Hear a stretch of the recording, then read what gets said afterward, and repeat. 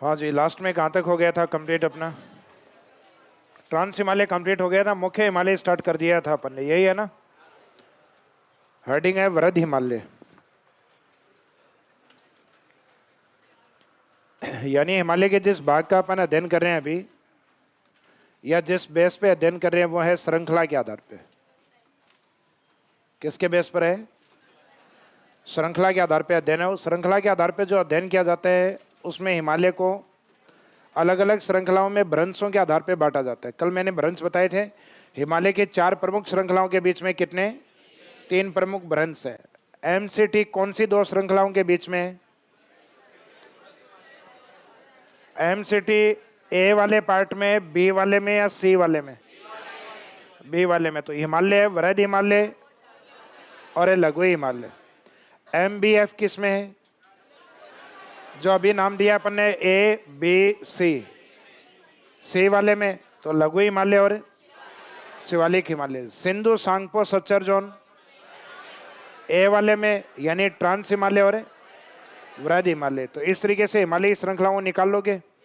तो अभी आगे अपन इस ट्रांस को अपन ने कंप्लीट कर लिया था। इसकी खुद की 3 श्रृंखलाएं हैं, काराकोरम, लद्दाख, जास्कर। पीर पंजाल इसी का पार्ट है क्या? पीर पंजाल अलग है। लघु हिमालय को पीर पंजाल कहा जाता है, जो आगे जाके पढ़ेंगे अपन। तो अभी अपन पढ़ रहे थे श्रृंखलाओं का जो अध्ययन है वो 3 भागों में किया जाता है। श्रृंखलाएं कुल 4 हैं, लेकिन इनका जो अध्ययन है वो 3 भागों में डिवाइड करके किया जाता है। हिमालय को एक में उत्तर वाली श्रृंखला को यानी ट्रांस को पढ़ा जाता है, बाकी में मुख्य हिमालय को। फिर बच गया वो हिमालय पूर्वांचल के रूप में। किसके रूप में? पूर्वांचल हिमालय के रूप में। तो मुख्य हिमालय के अंदर सबसे उत्तर में वृहद हिमालय है। और इसके उत्तर में कौन सा हिमालय था? ट्रांस। और इसके दक्षिण में लघु हिमालय, और उसके बाद में शिवालिक।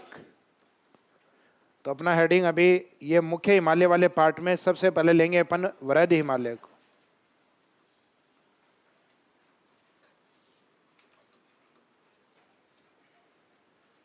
डिवाइडेशन स्मॉल लेटर्स में था ना इनका। फर्स्ट है वृहद हिमालय। तो वृहद हिमालय की डेफिनेशन क्या होगी?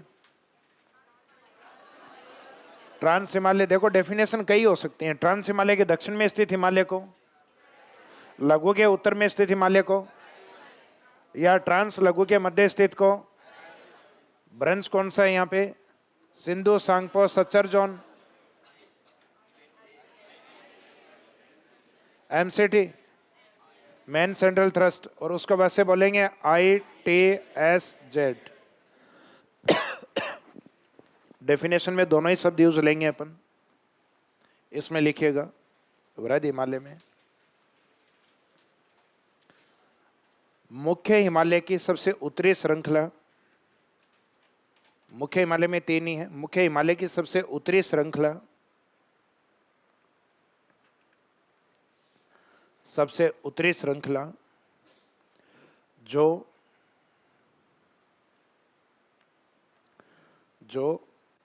ITSZ,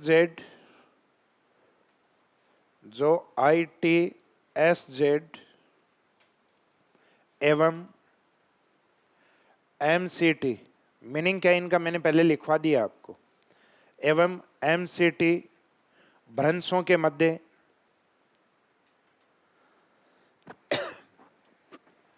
मुख्य हिमालय की सबसे उत्तरी श्रृंखला जो ITSZ एवं MCT के मध्य, या दूसरी डेफिनेशन क्या दे सकते हैं, या ट्रांस हिमालय एवं लघु हिमालय के मध्य स्थित, या ट्रांस हिमालय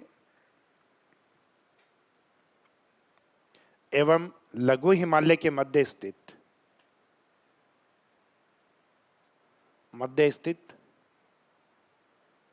है, कि मध्य स्थित है, उसे वृहद हिमालय कहा जाता है।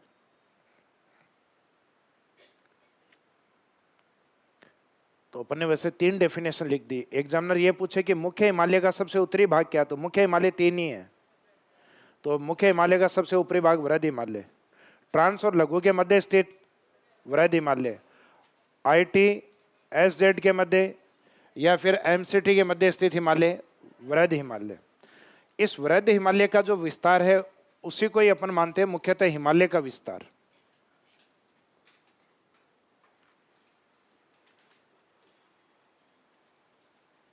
भारत में जो हिमालय का जो डिस्टेंस लिया जाता है मुख्यतः इस साइड में एक चोटी आती है जिसका नाम है नंगा, यहां से लेके और अरुणाचल प्रदेश में इस साइड में आती है नामचा बरुआ। नामचा बरुआ अरुणाचल प्रदेश और ये नंगा आती है जम्मू कश्मीर वाले पार्ट की ओर। तो इस साइड से लेके नंगा से लेके और नामचा बरुआ तक जिस हिमालय का विस्तार है वो हिमालय कौन सा है? वृहद हिमालय। और वृहद हिमालय की जो लेंथ है वो कितनी ली जाती है? 2400 किलोमीटर। तो नेक्स्ट लाइन में डेफिनेशन के बाद में इसमें लिखो विस्तार।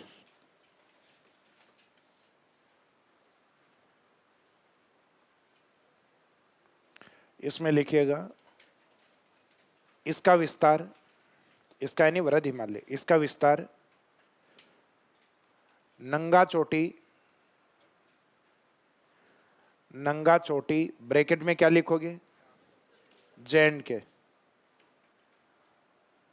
इसका विस्तार नंगा चोटी ब्रैकेट में JNK, जम्मू एंड कश्मीर से नामचा बरुआ ब्रैकेट में अरुणाचल प्रदेश। नंगा चोटी जम्मू कश्मीर से नामचा बरुआ ब्रैकेट में अरुणाचल प्रदेश तक है, तक 2400 किलोमीटर की दूरी में है। दूरी बाद में लिख देना, या तो नामचा बरुआ तक है। नामचा बरुआ के आगे स्टेट का नाम लिख देना, अरुणाचल प्रदेश। तो वृहद हिमालय का विस्तार नंगा चोटी जम्मू कश्मीर से और नामचा बरुआ अरुणाचल प्रदेश तक है। नेक्स्ट लाइन में लिख दो विस्तार वाली में, इसकी कुल लंबाई 2400 किलोमीटर। अगर साथ में मेंशन कर दिया तो आवश्यकता नहीं है, नहीं किया तो नेक्स्ट लाइन में लिख दो इसकी कुल लंबाई 2400 किलोमीटर। तो हिमालय की जो लेंथ होती है या जिसको अलग अलग प्रादेशिक भागों में डिवाइड किया जाता है वो मुख्य हिमालय के और वृहद हिमालय को ही डिवाइड किया जाता है। तो इसका मीनिंग मुख्य हिमालय में भी सबसे मुख्य कौन है? जो सबसे बड़ा है वही मुख्य है, यानी वृहद हिमालय सबसे मुख्य हिमालय। अब इस हिमालय की विशेषताएं क्या हैं? तो नेक्स्ट लाइन में लिखिए विशेषता।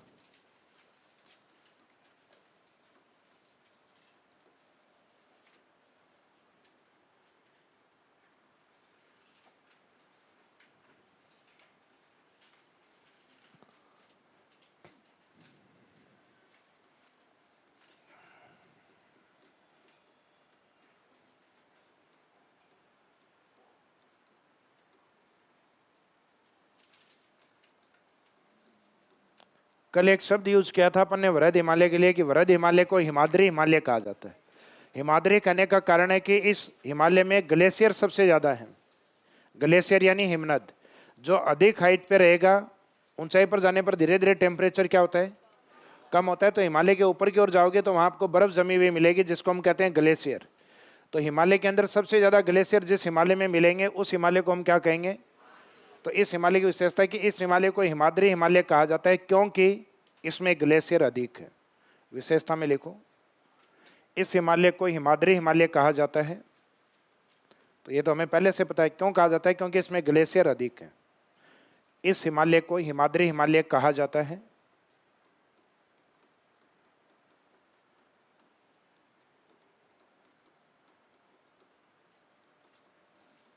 क्योंकि इसमें ग्लेशियर को हिंदी में क्या बोलते हैं?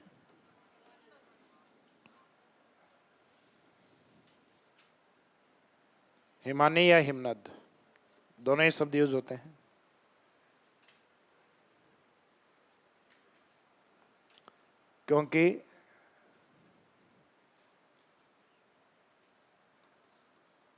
क्योंकि इसमें ग्लेशियर या हिमनद अधिक है। तो हिमाद्री कहने के पीछे कारण इसमें हिम है, हिम यानी ग्लेशियर है। तो हिमाद्री को अंडरलाइन कर दो और अंडरलाइन कर दो ग्लेशियर और हिमनद को, मीनिंग दोनों का एक ही है।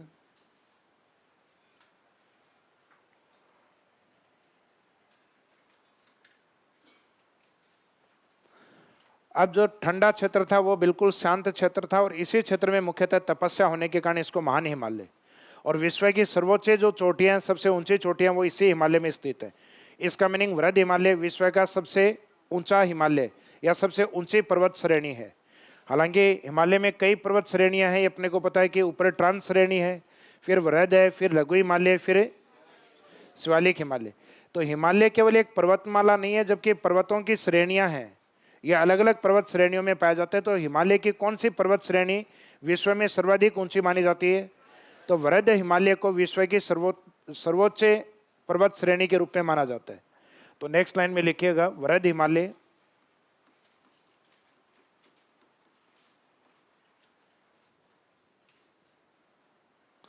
वृहद हिमालय में विश्व की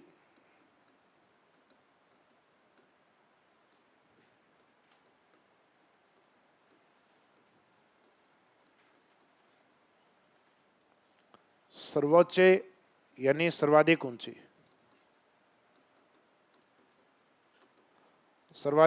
चोटियां स्थित।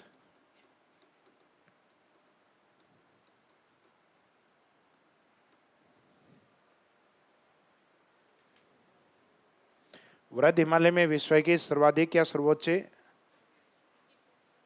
चोटियां स्थित, सर्वोच्च यानी सर्वाधिक ऊंची चोटियां स्थित।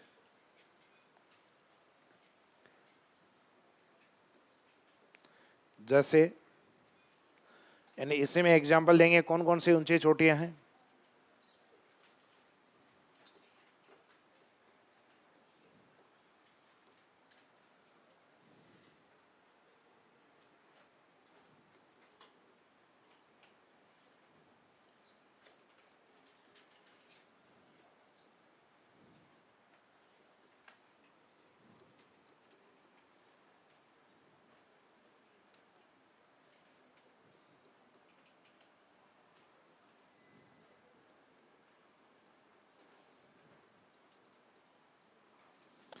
एवरेस्ट की जंगा में काला धोला नाग है।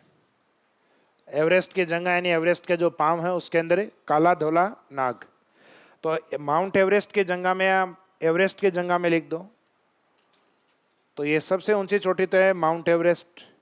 की जंगा का मीनिंग रहेगा कंचनजंगा। में काला, तो इसका मीनिंग रहेगा Makalu. I am not Kalu, चोटी का नाम मकालू।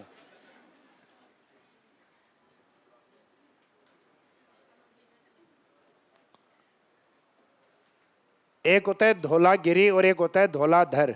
धौलाधर नाम है लघु हिमालय का हिमाचल में। धौलागिरी है चोटी का नाम वृहद हिमालय में नेपाल के अंदर।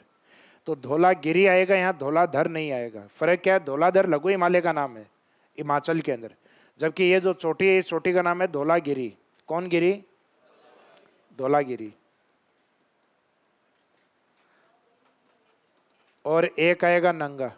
अभी बताया था ना नंगा, नंगा चोटी। नंगा चोटी से नामचा बरवा तक वृहद हिमालय है। अब इसमें एक तो माउंट एवरेस्ट स्टार्टिंग वाला जो लिखा है अपन ने, माउंट एवरेस्ट, इसकी लोकेशन या स्थिति कहां पर है? नेपाल में। कंचनजंगा ये स्थित है सिक्किम में। मकालू नेपाल में। धौलागिरी नेपाल में। नाग से नंगा किया था वो जम्मू एंड कश्मीर में।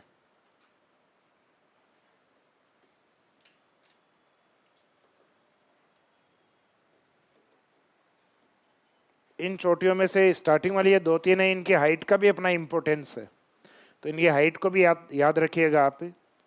माउंट एवरेस्ट 8,850 मीटर, दोनों ही डेटा होते हैं कंसीडर, दोनों एक साथ नहीं आएंगे एग्जाम में।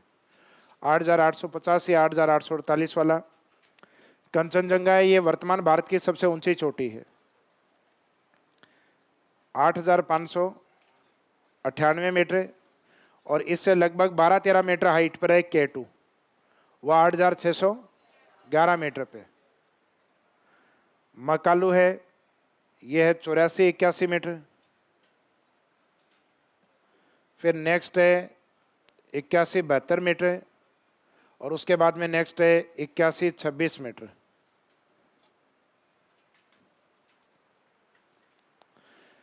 पहले 84 81, फिर 81 से स्टार्ट करना है। 81 से 2 हैं, 8172 और 8126। नंदा देवी अलग है, कम हाइट है, 8000 से कम हाइट पे हो। नंदा देवी है 7817, 7817।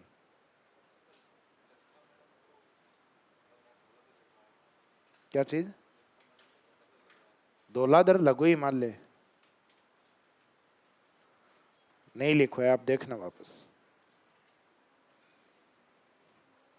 धौलाधर लिखवाया है तो फिर गलत है। धौलाधर लघु हिमालय को कहा जाता है हिमाचल के अंदर। धौलाधर हिमाचल में है और धौलागिरी नेपाल में।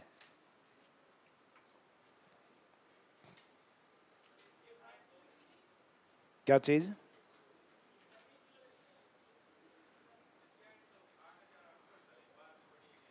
गर्मी थोड़ी ना है क्लास में। मैं भी सेम एनवायरनमेंट में हूं आपके पास, फिर भी फैन चल रहे हैं।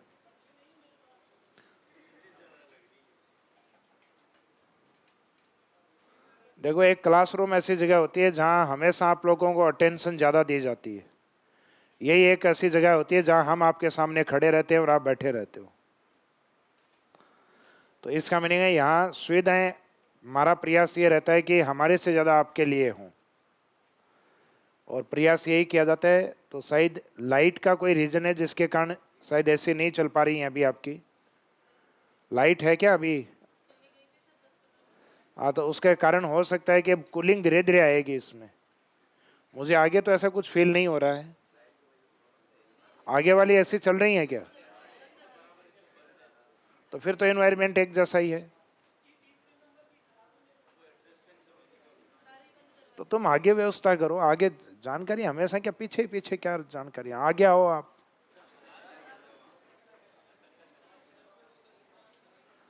वेरी गुड, कहते तैयार हो गए हो।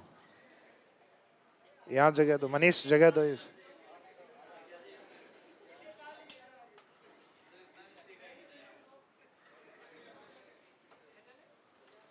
है ये रही, ये रही।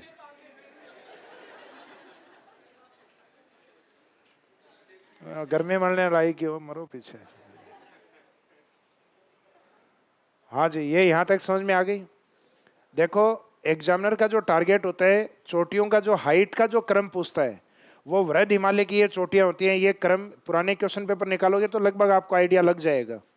वृहद हिमालय की इन चोटियों को वो एग्जाम में देगा, और उसका उद्देश्य सिर्फ हिमालय की चोटियों का क्रम पूछना है। तो ये याद रखना कि वो K2 को भी रखेगा ऑप्शन में, और ये आपको कम से कम पता होना चाहिए। यहाँ K2 अपन इसलिए नहीं लिख सकते क्योंकि वो वृहद हिमालय का पार्ट नहीं है, लेकिन ये आपको समझ में आना चाहिए कि वो माउंट एवरेस्ट के बाद में K2 हाइट के अंदर है। तो अगर वो ऑप्शन में दिया हुआ है तो K2 का आप ऑप्शन में नंबर 2 पे लिखोगे, अगर घटते हुए क्रम में पूछ रहा है तो घटते हुए क्रम में हिमालय की 5-6 ऊंची चोटियों का क्रम आपको याद होना चाहिए। तो ये क्रम तो एज इट इज है, 5-6 ऊंची चोटियां, लेकिन इसमें एक K2 नहीं है, और K2 अपन यहाँ लिख भी नहीं सकते क्योंकि वो ट्रांस हिमालय का पार्ट था, ना कि वृहद हिमालय का। और एक अच्छा क्वेश्चन फिर ये भी बनता है कि वृहद हिमालय का हिस्सा नहीं है। अब ऑप्शन दिया गया mount Everest, Makalu, Dhaulagiri, K2, और चोटियां देगा फेमस। वैसे तो हिमालय की चोटियां कोई जिनके ऊपर स्टडी हो चुकी है, 1000 से ऊपर चोटियां हैं, अपने को ही नहीं पता इतनी सारी चोटियां हैं हिमालय की। तो इसका मीनिंग 1000 चोटियां नहीं देगा, जो आइडेंटिफाई अपनी हाइट को लेके सबसे फेमस जो 5-10 ऊंची चोटियां हैं वो उनको ऑप्शन में रखता है।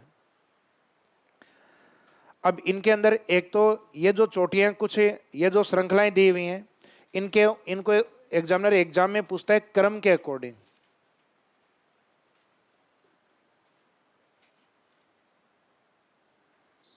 हालांकि क्रम को लेके अपन लास्ट में एक पॉइंट और भी लेंगे।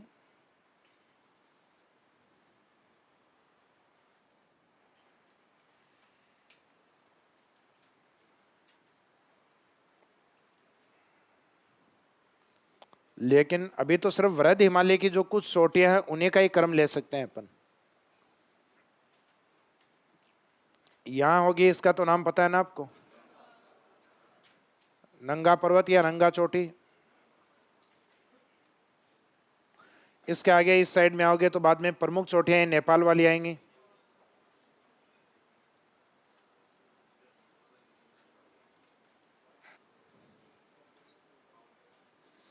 ये सिक्किम में दिख रही है, इसका नाम बता दोगे? ये कंचनजंगा है। इस साइड में जो अरुणाचल प्रदेश में दिख रही है वो, ये नामचा बरुआ है। कौन से स्टेट में है? अरुणाचल प्रदेश में। नेपाल में जो दिख रहा है ये है दाम। ये क्या है?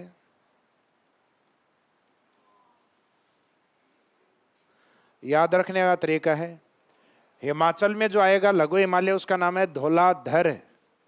धर कहाँ? ऊपर, गिरी कहाँ? नीचे।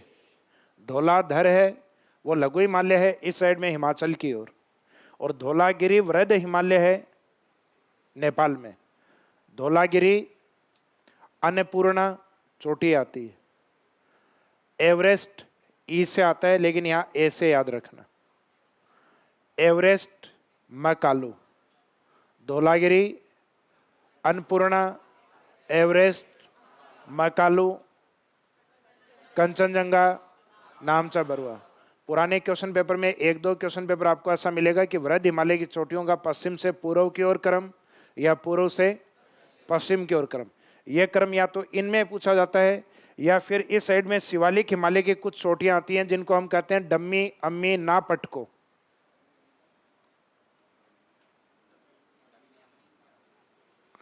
डम्मी, अम्मी, ना पटको। तो ये ना तो इसमें वृहद हिमालय की ओर चली जाती है क्रम में नामचा बरुआ, और इसके नीचे जो पहाड़ियों का एक पार्ट होता है जिसमें डाफला, मेरी, अबोर, मिसमी। डाफला, मेरी, अबोर, मिसमी, ये क्रम होता है इस साइड में, लेकिन ये वृहद हिमालय का क्रम नहीं है, ये आगे शिवालिक हिमालय में आएगा। शिवालिक हिमालय की कुछ पहाड़ियों का क्रम है जो अरुणाचल प्रदेश में मिलता है डम्मी अम्मी के नाम से। ये याद रखने का तरीका, डम्मी अम्मी। बाद में नामचा बरुआ तो अपन ने, इसके पूर्व में आएगी नामचा बरुआ, तो नामचा बरुआ तो किस में आ गई है? वृहद हिमालय में। तो इसका मीनिंग है डम्मी, अम्मी, ना। डम्मी अम्मी यहाँ तक हो गई, ना ये हो गई। पटको या पटकोई ब्रूम से स्टार्ट हो जाएगा आपका पूर्वांचल। पटकोई बूम से लेके और नीचे मिजोरम तक क्या चलेगा आपका? पूर्वांचल, जिसमें Patkai Bum, Naga hills, Manipur hills, Mizo hills राज्यों के नाम से हैं। Mizo hills Mizoram, Manipur hills Manipur, Naga hills Nagaland, Patkai Bum Arunachal. तो पूर्वांचल हिमालय की शुरुआत कौन सी पर्वत चोटी से मानी जाती है? पटकोई ब्रूम से। पटकोई ब्रूम से लेके और म्यांमार की सीमा पे पैरेलल चलने वाले को, इसको कहते हैं पूर्वांचल हिमालय। यहाँ तक रहता है आपका वृहद हिमालय, और इसके नीचे जो श्रृंखलाएं ये आपके शिवालिक हिमालय की डम्मी अम्मी, डाफला, मेरी, अबोर, मिसमी, डम्मी अम्मी के नाम से। और इधर नेपाल वाले हैं वो किस नाम से हैं? दाम के नाम से। लेकिन ये इंग्लिश में थोड़ा सा जिनको नॉलेज है, नहीं नॉलेज है उसके लिए तो ऐसे एवरेस्ट सही है, लेकिन जिनको नॉलेज है वो थोड़ा ध्यान रखना, यहाँ ए का मीनिंग अपन एवरेस्ट ले रहे हैं, बाकी ई से होता है। जैसे ABCD में करौली का सी से करौली बना लेते हैं ना, करौली कैसे होता है वैसे, तो यहाँ पे भी बना लेना DA। डी का मीनिंग धौलागिरी, अभी धरी क्या, 5-10 दिन बाद में धौलाधर कर देना। अन्नपूर्णा ऐसे, एवरेस्ट, ये कंचनजंगा थोड़ा उधर लिख लेना। मैकालू, इसका मीनिंग ये जो सारी चोटियां हैं ये सारी आपके नेपाल में। क्वेश्चन अच्छा यहाँ से, नामचा बरुआ भी लोगों का कम ही सुना हुआ होता है, तो एग्जामिनर ऑप्शन कई बार क्या देता है? धौलागिरी, अन्नपूर्णा, मैकालू और एक नामचा बरुआ। निम्नलिखित में से भारत में स्थित कौन सी है? नामचा बरुआ। हो सकता है इधर से ये दे दे नंगा, हो सकता है एग्जाम में ये दे दे कंचनजंगा। कंचनजंगा को, हिमालय को जब प्रादेशिक भाग में बांटा जाता है तो इधर वाला जो हिमालय होता है ब्रह्मपुत्र से लेकर तीस्ता नदी तक का, इसको कहते हैं असम हिमालय। तीस्ता से लेके इस काली नदी के बीच के हिमालय को हम कहते हैं नेपाल हिमालय। तो उसमें कंचनजंगा को किस हिमालय में माना जाता है? तो प्रादेशिक हिमालय के आधार पे कंचनजंगा को नेपाल हिमालय का हिस्सा माना जाता है, बाकी ये नेपाल में नहीं है। ये नेपाल के पूर्व में या सिक्किम के पश्चिम में, बॉर्डर के पास में। नेपाल के पूर्व में या सिक्किम के पश्चिम में, यह भारत में स्थित है।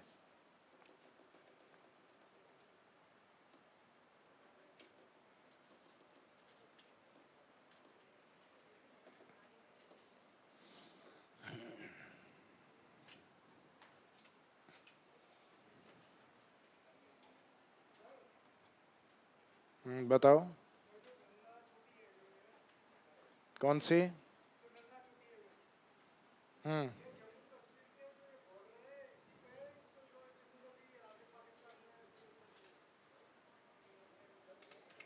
सिंधु नदी इसके दक्षिण में। अब ये तो भाई प्रॉपर जगह का तो अपने को आइडिया नहीं है इसका क्या है। और ये पूछने वाला भी कौन है कि बॉर्डर पे है कि नहीं है ना? नहीं पूछेंगे।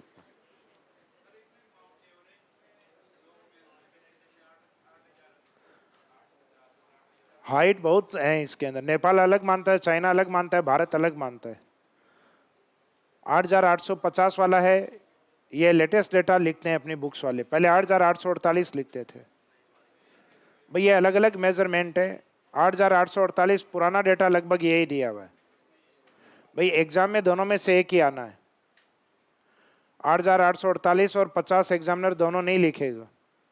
तो 48 मिले तो 48 कर देना, 8,850 मिले तो 8,850 कर देना।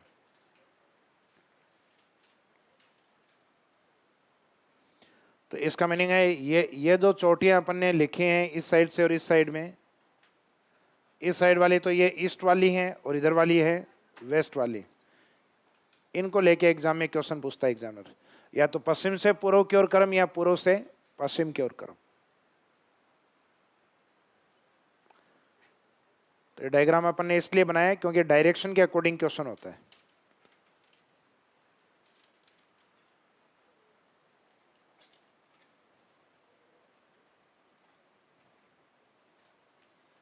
ये दाम आपको जितना भी दिख रहा है ना, दाम ये है नेपाल में। इसमें धौलागिरी, अन्नपूर्णा, एवरेस्ट, मैकालू, और अपने भारत में एंट्री करते ही कंचनजंगा।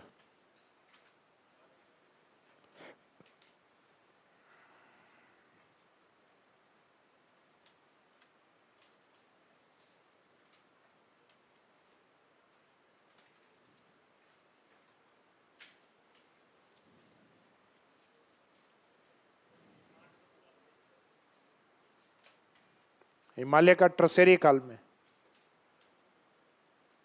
लिखवाएंगे, अलग अलग श्रेणियों का अलग अलग है।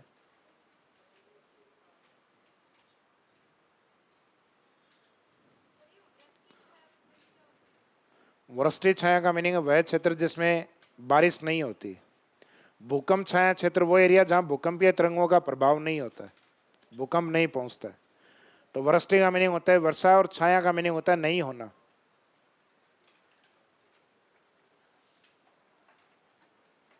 यह आएगा, भारत का मानसून आएगा ना, तब आएगा ये शब्द आपके।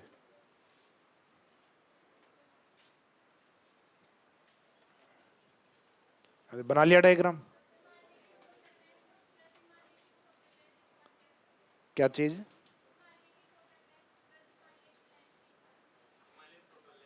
वृहद हिमालय को क्यों मानते हैं?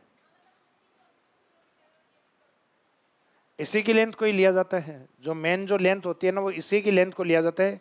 हिमालय की यहाँ से पामीर के पठार से लेके और आप ये वाला जो नामचा बरवा तक है, ये लेंथ नहीं ली जाती है। सतत रूप से जो हिमालय का जो पोर्शन है और सबसे लंबा जो मेन हिमालय है, वो इसी को ही लिया जाता है। इसका मीनिंग हिमालय में भी कहीं ना कहीं गैपिंग है। तो जो मेन सतत रूप से फैला हुआ है, केवल उसी हिस्से को लिया जाता है। अरावली की जैसे मूल चट्टानें अपने मिनिकोय द्वीप, लक्षद्वीप के पास से स्टार्ट होती हैं, लेकिन वहां से लेके गुजरात तक वो गायब है फिर। तो अपन सतत रूप से मानते हैं जो गुजरात वाला पालनपुर या खेड़ बर्मा है, वहां से लेके दिल्ली तक अरावली की लेंथ में उसी को लिया जाता है जो मेन हिस्सा है। तो हिमालय के अंदर इस वृहद हिमालय की लेंथ को ही कंसिडर किया गया है। इन्होंने इस जो वृहद हिमालय, क्योंकि फेमस यही है, तो इसी की लेंथ को हिमालय की लेंथ मानते हैं। बाकी पामीर से लेकर नामचा बरुआ तक तो हिमालय काफ़ी ज़्यादा लेंथ में है, लेकिन बाद में इसका नाम चेंज होता रहता है। बाद में हिमालय के नाम से नहीं है, जैसे पूर्वी वाला है वो पूर्वांचल के नाम से है। आगे म्यांमार के अंदर एंट्री कर देंगे तो वो अराकान योमा के नाम से है। फिर तो हिमालय के नाम से यहीं तक माना जाता है, अरुणाचल प्रदेश तक सीमा मानी जाती है। लेकिन वैसे माना जाता है कि एक सतत श्रृंखला है जो पामीर से लेके और कंटिन्यू अराकान योमा तक जाती है। तो वैसे पूछा जाए कि हिमालय किस पठार से स्टार्ट होता है, तो ये स्टार्ट होता है पामीर के पठार से। और ये किस श्रेणी तक फैला हुआ है, तो यह अराकान योमा म्यांमार तक फैला हुआ है।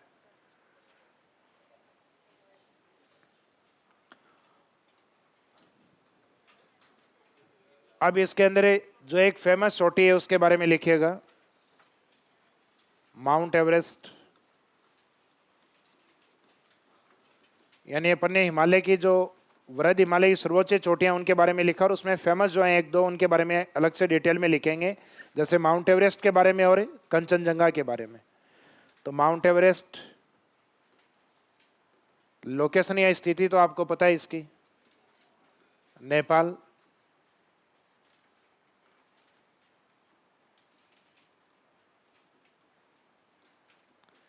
यह विश्व की सर्वोच्च चोटी।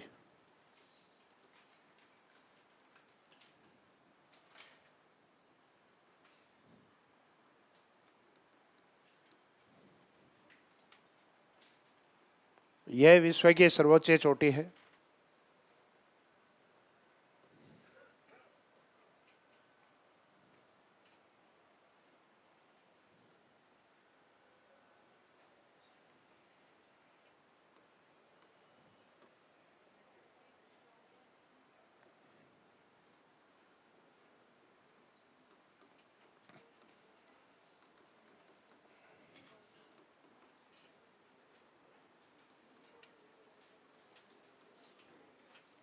इसकी लोकेशन या स्थिति वैसे तो मानी जाती है सिक्किम के अंदर, और प्रादेशिक आधार पर, यानी हिमालय को जब अपन रीजनल तरीके से डिवाइड करते हैं तो इसको मानते हैं नेपाल हिमालय का पार्ट। क्योंकि प्रादेशिक आधार पे जब डिवाइड करते हैं तो बेस होता है नदियां। तो नदियों में ये तीस्ता और काली नदी के बीच में नेपाल हिमालय, तो उस हिमालय नेपाल प्रादेशिक हिमालय में स्थित है। तो प्रादेशिक आधार पे कंचनजंगा किस हिमालय का भाग है? नेपाल हिमालय का। लेकिन स्थिति के आधार पे ये कहाँ स्थित है? भारत के सिक्किम के अंदर।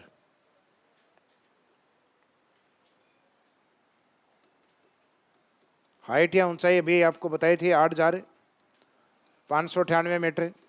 इस हाइट को लेके इसका इंपॉर्टेंस क्या है?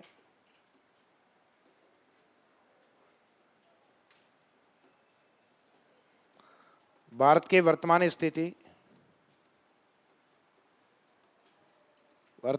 यानी वह एरिया जिस पे भारत का वर्तमान में कब्जा है उसको लेकर है। भारत की वर्तमान स्थिति के आधार पर भारत की सर्वोच्च चोटी, भारत की वर्तमान स्थिति के आधार पर सर्वोच्च चोटी,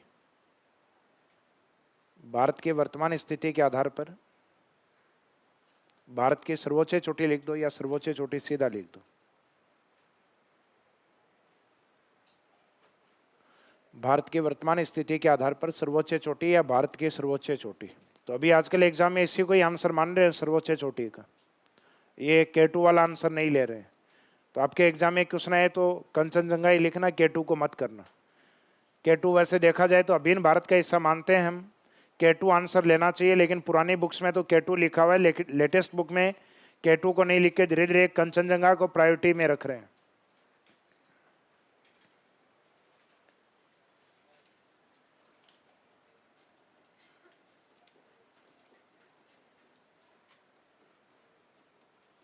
नोट में लिख देना इसमें, प्रादेशिक हिमालय के आधार पर यह नेपाल हिमालय का भाग, प्रादेशिक हिमालय के आधार पर। तो ये प्रादेशिक पढ़ोगे तब पता चलेगा कि प्रादेशिक क्या है। प्रादेशिक हिमालय के आधार पर यह नेपाल हिमालय का भाग,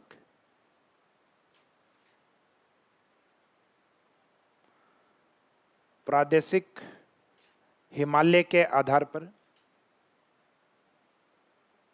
प्रादेशिक हिमालय के आधार पर यह है नेपाल हिमालय का भाग। प्रादेशिक हिमालय के आधार पर यह है नेपाल हिमालय का भाग।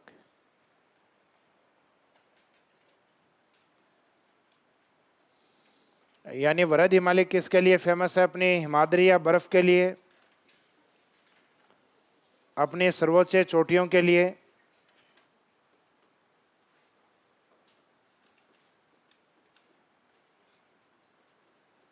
इस हिमालय में जो कटाव या अपक्षय होता है वो किस प्रकार का होता है? अपने भौतिक अपक्षय के लिए। जबकि वृहद हिमालय की जो बर्फ या हिमानी पिघलती है तो पिघलकर जब नीचे की ओर आती है तो नीचे की ओर हिमालय कौन सा है? लघु हिमालय। इस हिमालय का अपर्दन सर्वाधिक होता है। अपर्दन उस हिमालय का होगा जिसमें नदियां बहकर ज्यादा आएंगे, जिसका कटाव अधिक करेंगे। कटाव अधिक करके, अपर्दन अधिक करके इस मलबे का निक्षेपण ज्यादा किस में होता है? इसका निक्षेपण होता है शिवालिक में। तो शिवालिक हिमालय को मलबा यानी अवसादी चट्टानों से बना हुआ माना जाता है, क्योंकि ये चट्टानें आई कहाँ से? इस साइड से, लघु हिमालय से नीचे की ओर टेथिस सागर में। फिर प्रेशर के कारण टेथिस सागर का वो मलबा जब ऊपर की ओर उठा तो वो मलबा क्या था? वो शिवालिक था, सबसे लास्ट में जो उठा। तो इसका मीनिंग शिवालिक हिमालय मुख्यतः अवसादी चट्टानों का बना हुआ है। लघु हिमालय का अपर्दन सर्वाधिक होता है। जबकि किस हिमालय में भौतिक अपक्षय अधिक होता है? क्योंकि इसमें रासायनिक अपक्षय पॉसिबल नहीं, इसमें हर समय बर्फ से ढकी हुई चोटियां हैं। या तो बर्फ का जो प्रेशर है वो हटेगा तो चट्टानें धीरे धीरे फैलना स्टार्ट करती हैं, तो वो टूट जाती हैं अपने स्थान पे। तो किसी चट्टान का अपने स्थान पे टूट जाना कहलाता है भौतिक अपक्षय। यानी उसमें कोई केमिकल प्रोसेस या पानी उसमें क्रिया नहीं करता, क्योंकि वहाँ पानी ऑलरेडी किसके रूप में जमा हुआ है? हिमानी के रूप। वहाँ से अगर पिघलता है तो वो किसके पास आता है? लघु हिमालय। तो किस हिमालय में स्लाइडिंग की घटनाएं या भूस्खलन की घटनाएं या अपर्दन की घटनाएं किस हिमालय में सबसे ज्यादा होती हैं? लघु हिमालय में स्लाइडिंग की घटनाएं सबसे ज्यादा होती हैं। जो आप ये पढ़ते हो केदारनाथ, बद्रीनाथ, ये सारे आपके उसी एरिया में है, लघु हिमालय के अंदर। आगे चर्चा करेंगे इन स्थानों के भी अपन। नेक्स्ट लाइन में विशेषताएं जो लिख रहे थे उसमें नेक्स्ट लाइन में लिखो। अभी तक चल रहा था सर्वोच्च वाला भाग, चोटियां चल रही थी अभी तक। नेक्स्ट विशेषता में लिखो, वृहद हिमालय का भौतिक अपक्षय अधिक होता है। वृहद हिमालय का या वृहद हिमालय में भौतिक अपक्षय अधिक होता है।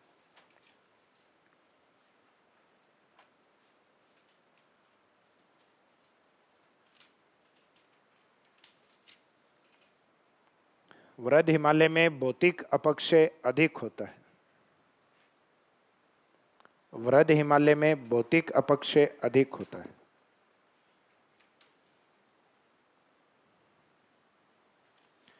तो हिमाद्री हिमालय है, विश्व की सर्वोच्च चोटियां इसमें हैं और इसमें भौतिक अपक्षय अधिक होता है। ये इसकी विशेषताएं हैं। इसके बाद में वृहद हिमालय के बाद दूसरा हिमालय कौन सा है? लघु हिमालय।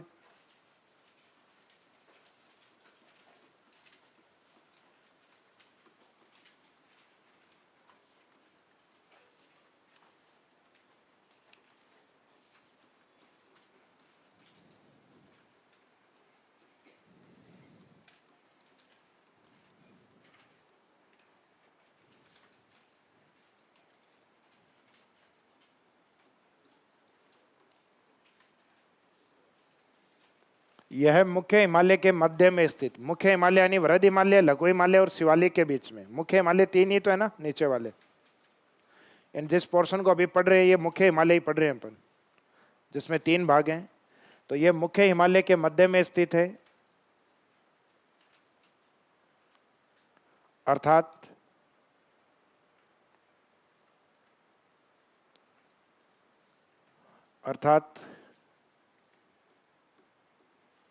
वृहद एवं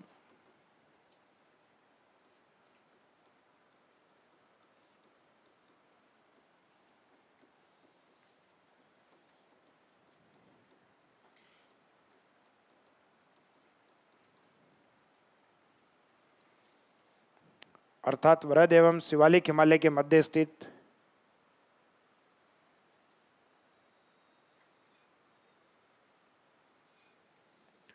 वृहद एवं शिवालिक हिमालय के मध्य स्थित हिमालय को लघु हिमालय कहा जाता है। भ्रंश वाली डिटेल लिखने की आवश्यकता नहीं, भ्रंश अपने को ऑलरेडी पहले अलग से याद किए हुए अपने।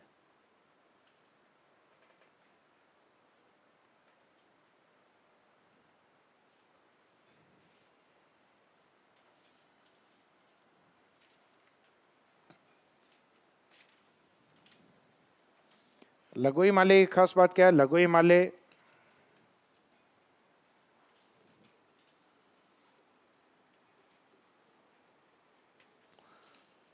जब इसका जम्मू कश्मीर की ओर विस्तार होता है तो वहाँ ये किस नाम से जाना जाता है? पीर पंजाल।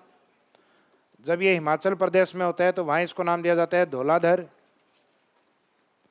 और जब ये उत्तराखंड में होता है, यूटी के यानी उत्तराखंड, तो वहाँ इसको नाम दिया जाता है नागटिबा। और ये नाग जब नेपाल में घुसता है तो स्टार्ट होती है महाभारत।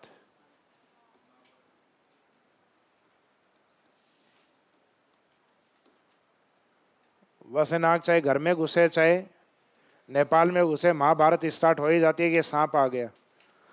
तो उत्तराखंड से नाग है वो उस साइड में नेपाल की ओर जाएगा, तो उस श्रृंखला को बाद में लघु हिमालय श्रृंखला का नाम क्या हो जाएगा? महाभारत। इसका मीनिंग ये है कि लघु हिमालय को अलग अलग स्थानों पे अलग अलग नामों से जाना जाता है।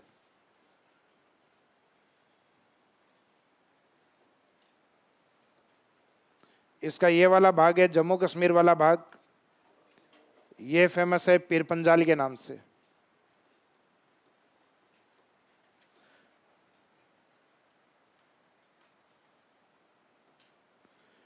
फिर यहाँ से हिमाचल से लेकर उत्तराखंड में एंट्री करता है, तब तक इसका नाम क्या होता है? फिर नाम होता है इसका धौलाधर। धौलाधर के बाद में जैसे ही ये एंट्री करता है इस साइड में उत्तराखंड और हल्का सा नेपाल की ओर, तब इसका नाम होता है नागटिबा। और नागटिबा जब ये नेपाल के अंदर एंट्री कर जाता है इस साइड में, तब स्टार्ट होती है महाभारत। एग्जामिनर के पास यहाँ दो चीजें रहती हैं क्वेश्चन के रूप में पूछने के लिए।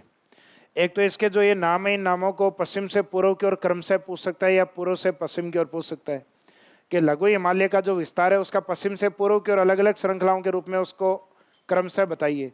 तो लघु हिमालय के पश्चिम से पूर्व की ओर क्रम है पीर पंजाल, पीर पंजाल के बाद में धौलाधर, बाद में नाग, नाग के बाद में महाभारत। और नेपाल की ओर से बताओगे तो यहाँ महाभारत, नाग, धौलाधर और पीर पंजाल। और एरिया के अकॉर्डिंग पूछेगा तो वो इन नामों को देगा और सामने आपके राज्य देगा या स्थान देगा, और उनको अपने को सुमेलित करवाना होगा या एक आधा सही गलत सुमेलित किया हुआ रहेगा, यानी दूसरे राज्य का नाम लिख देगा वो। तो अगर पीर पंजाल है तो ये पीर की मजार है, पीर बाबा की मजार है इसमें जम्मू कश्मीर की ओर, तो उस एरिया में इसको कहा जाता है जहाँ पीर बाबा की मजार है उस एरिया में पीर पंजाल। फिर इधर हिमाचल की ओर आते हैं तो इस साइड में इसको नाम दे दिया जाता है धौलाधर। जबकि वृहद हिमालय जो नेपाल में है इसके ऊपर की ओर इस साइड में जो है वो है धौलागिरी। वो कौन सा है? धौलागिरी, क्योंकि ये वृहद हिमालय चलता है इस साइड में, ये वृहद हिमालय, तो यहाँ इस साइड में वो धौलागिरी है। जबकि लघु हिमालय के अंदर यहाँ पर जो हिमाचल में है वो क्या है? वो धौलाधर है। और उस साइड से बाद में उत्तराखंड की ओर आएंगे तो उत्तराखंड में इसका नाम नागटिबा और नेपाल में इसका नाम महाभारत। तो नेक्स्ट लाइन में लिखिएगा लघु हिमालय को, पहले लाइन लिख दीजिएगा, लघु हिमालय को अलग अलग स्थानों पर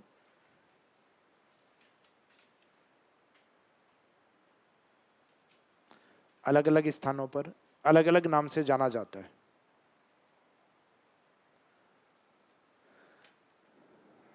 अलग अलग नाम से जाना जाता है, जैसे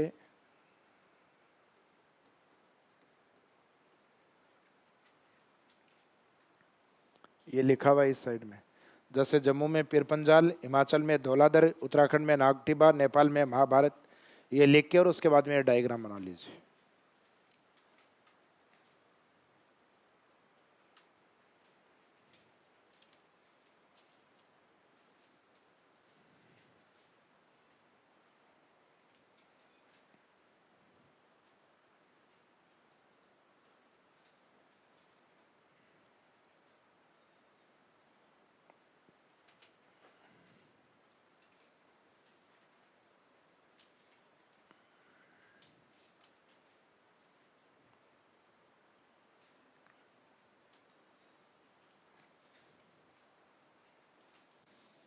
ये जो पीर पंजाल वाला पार्ट है जम्मू कश्मीर में, इसके ऊपर की ओर जो ये नदी चलती है इसका नाम है झेलम। कौन सी है? सॉरी, झेलम थोड़ा सा और ऊपर से निकलती है। झेलम के जस्ट नीचे एक नदी और आती है, चिनाब। चिनाब वाला जो पार्ट है चिनाब, और एक इसके दक्षिण की ओर से निकलती है यहाँ व्यास। तो मुख्यतः व्यास से लेके और ये जो चिनाब वाला जो पार्ट है उसके मध्य स्थित हिमालय को हम क्या कहते हैं? इसको कहते हैं अपन पीर पंजाल हिमालय। ये आगे डेफिनेशन लिखवाएंगे पीर पंजाली की, तब बात करेंगे अपन। उसके बाद में व्यास से लेके और इस साइड में उत्तराखंड की ओर फैला हुआ जो हिमालय है उसको धौलाधर, और यहाँ से लेके और जो काली नदी होती है नेपाल वाला पार्ट उस एरिया तक फैले हुए को नागटिबा, और काली नदी के बाद में इस साइड में नेपाल के अंदर यानी काली नदी के पश्चिम वाले हिमालय को कहते हैं नागटिबा। उसके पूर्व वाले हिमालय को क्या कहते हैं? महाभारत।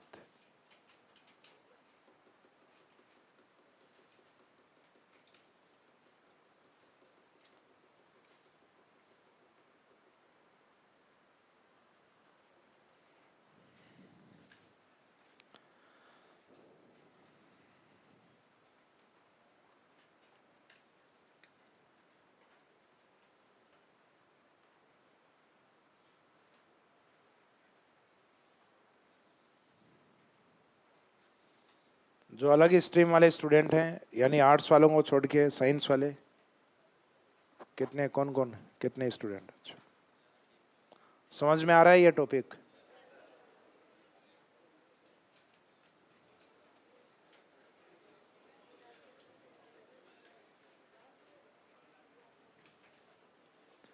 आर्ट्स वालों का तो 11वीं 12वीं ग्रेजुएशन, जिन्होंने पीजी कर रखा है पीजी हर जगह पड़ा हुआ है। पिछली बार रीट,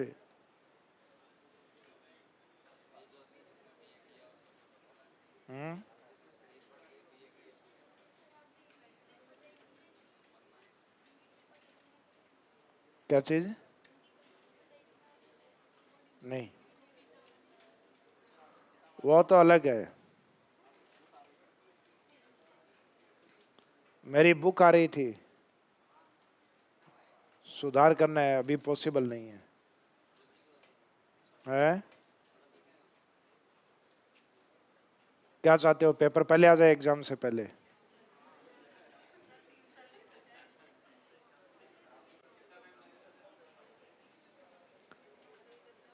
देखो, मुझे ये लगता है कि कई बार मुझे 10 दिन मिल जाएं तो मैं बुक निकाल दूं, तो मुझे लॉकडाउन में 10 दिन नहीं 2 महीने भी मिले थे और 1 साल भी मिली थी, और मैं उसमें इतना आलसी हुआ, इतना आलसी हुआ कि मैं नहीं लिख पाया। अब मेरे को ये लगा कि होली की छुट्टियां आ जाए, मेरे को 4 5 6 दिन की छुट्टियां मिल जाएं। मुझे 6 दिन की छुट्टियां मिली और मैंने कुछ नहीं किया, और मुझे ये लगता था कि 6 दिन की छुट्टियों में क्या पता मैं क्या कर दूंगा, जैसा कि आप लोगों को भी लगता है। गांव में जो किताबें लेके गए थे बंद की बंद वापस ले आए, एक दिन नहीं खुली। तो ये क्या है कि स्टूडेंट का एक ट्रेंड होता है। मैं अब समझ गया हूँ, अब मैं गांव जाता हूँ आजकल तो मैं किताब अपने साथ नहीं लेके जाता। लगभग 3-4 साल पहले भी मेरे में ये आदत थी, और उससे पहले जब गाड़ी लाने से पहले 5-6 साल पहले तक जब बस में जाता था तब भी कंधे पे चाहे बैग रहे लेकिन किताब रहेंगी साथ में, भले ही वहाँ जाके बिल्कुल नहीं खुले, लेकिन एक बैग किताबों का मेरे साथ रहता हमेशा। तो ये स्टूडेंट इस लाइफ में अपने रहता ही है, चाहे किताबें खुले नहीं लेकिन रहेंगे साथ हमेशा।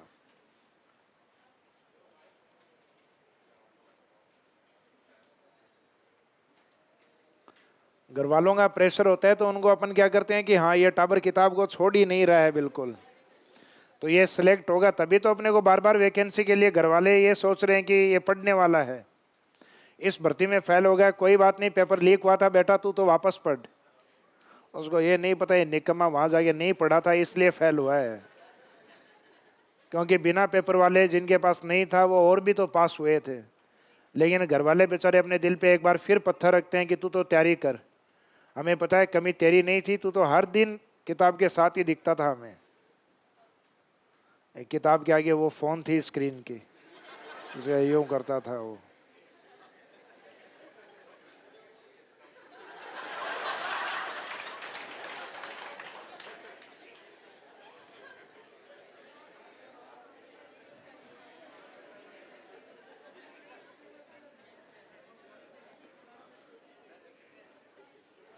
एक्सपीरियंस है तो मैं कौन सा मंगल से आया हूँ, मैं भी इसी ग्रह का प्राणी हूँ। क्या बात करते हैं है? क्या क्यों मुझे भगवान कृष्ण समझे हो?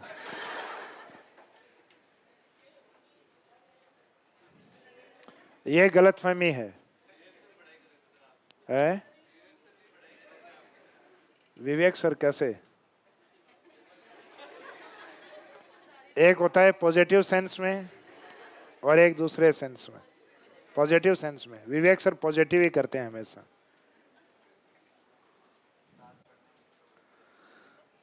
ये देखो, खैर कोई भी इंसान किसी के बारे में सोचे तो कोई बुरी बात नहीं है। सोचने का मीनिंग है, जैसे मैं किसी के बारे में भी ये सोचूंगी इंसान ऐसा होगा, कोई बुरी बात नहीं है। वैसे जैसे कि अभी तुमने कहा है, ऐसा मार्केट में, इस मार्केट में, जयपुर की मार्केट में बहुत सारे लोग हैं जो मेरे लिए ऐसा कहते हैं। मैं समझ रहा हूँ, वो भी दिल के साफ ही हैं, जो कई बार मेरे मित्रों को कहते हुए मिले हैं, फिर मैंने पीछे से फ़ोन लगाया, हाँ भाई तुम्हारे किस रिश्तेदार के साथ मेरे को देखा, ये बताओ पहले तो। कहते हैं अरे भाई साहब वो मजाक कर रहे थे, हम तो यूँ, आप बुरा मान गए। मेरे वाले जो बैठे रहते हैं वो कहते हैं कि बोला इस आदमी ने और सामने बुला देंगे, हाँ करवा देंगे।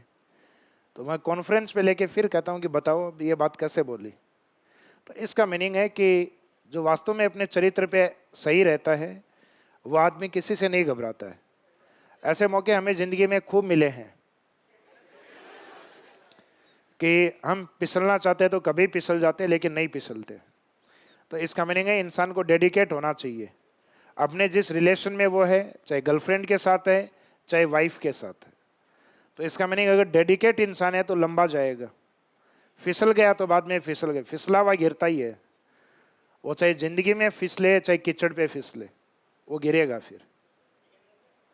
तो इसलिए गिरने वाला टाइम हमारा नहीं आया है। पीर पंजाल, अब इसमें मुझे लग रहा है मैं ज्यादा डीप में जा रहा हूं। समझ में आ रहा है?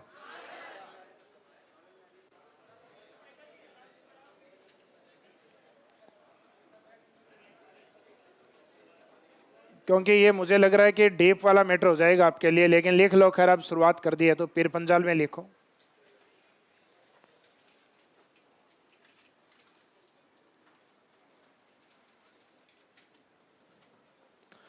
लघु हिमालय का, चाय कम पकी हुई है, कम पकी हुई, एक बार और पका के लो थोड़ा सा। हाँ, लघु हिमालय, लघु हिमालय का जम्मू कश्मीर में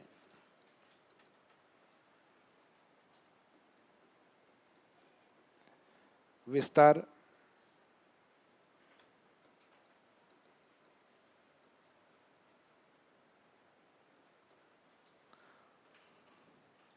जम्मू कश्मीर में विस्तार पीर पंजाल कहलाता है। पीर पंजाल कहलाता है।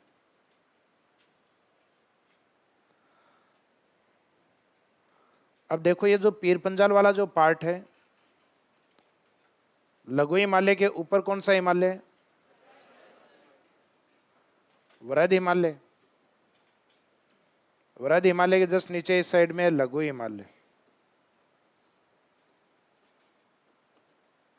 लघु हिमालय के अंदर भारत में सबसे ज्यादा घाटियां पाई जाती हैं, सबसे ज्यादा हिल स्टेशन पाए जाते हैं।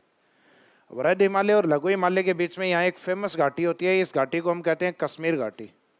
कौन सी घाटी? कश्मीर घाटी।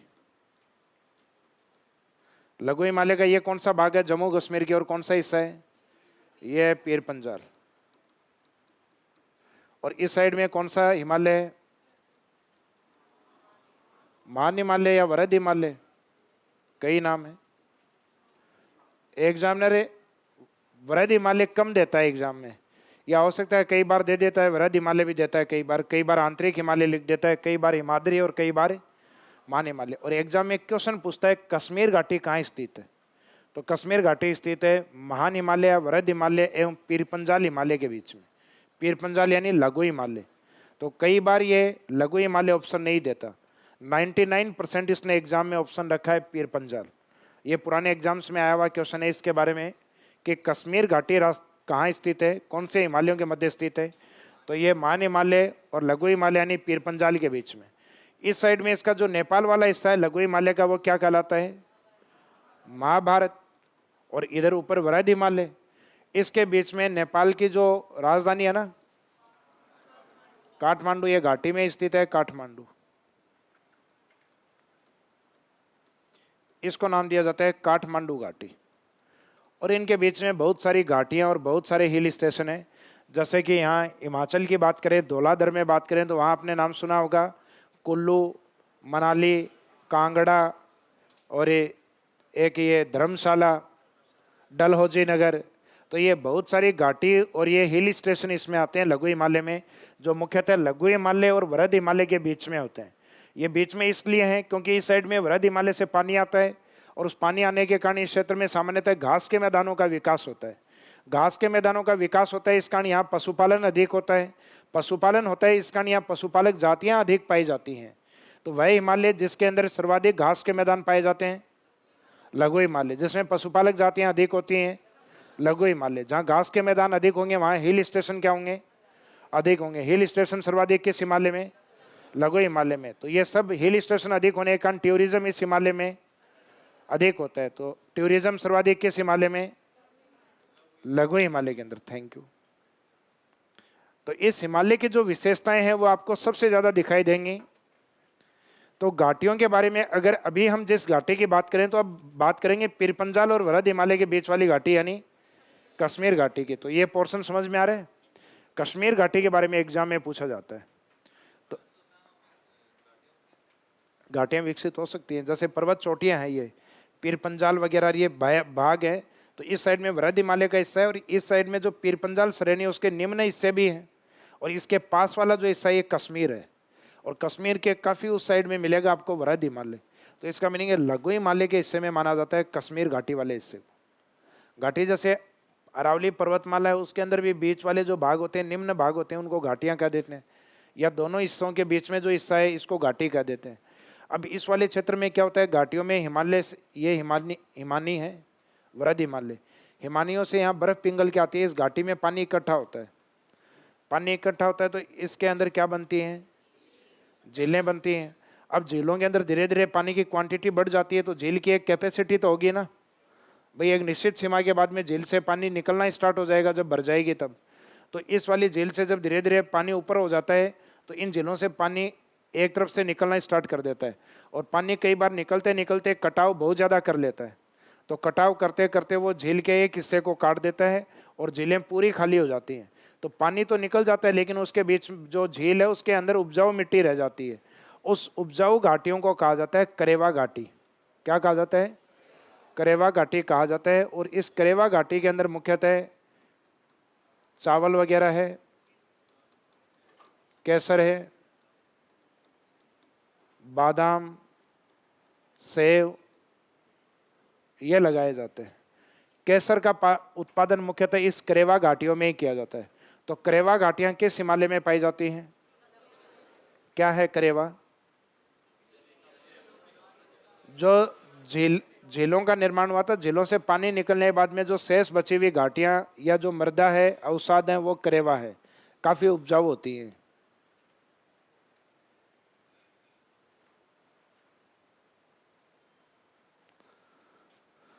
तो पीर पंजाल हिमालय में लिखिएगा।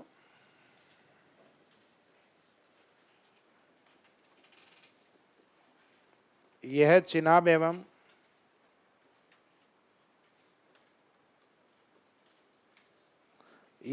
एवं व्यास नदियों के मध्य स्थित,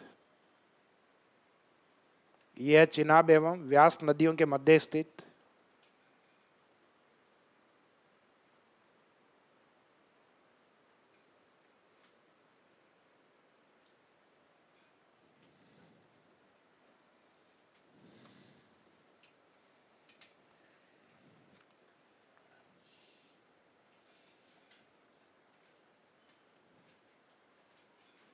कल मैंने यहाँ एक पर्वत श्रृंखला बताई थी आपको, जास्कर।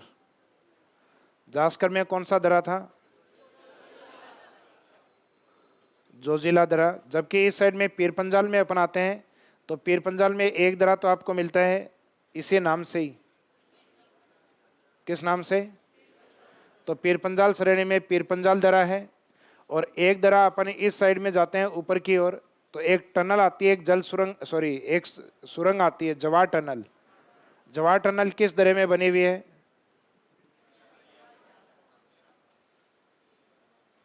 सॉरी,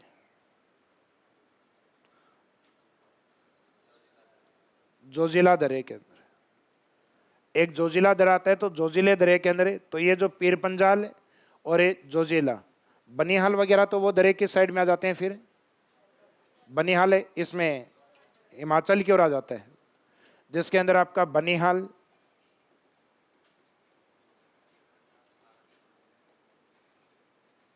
बनिहाल के अलावा रोहतांग और ये शिपकीला।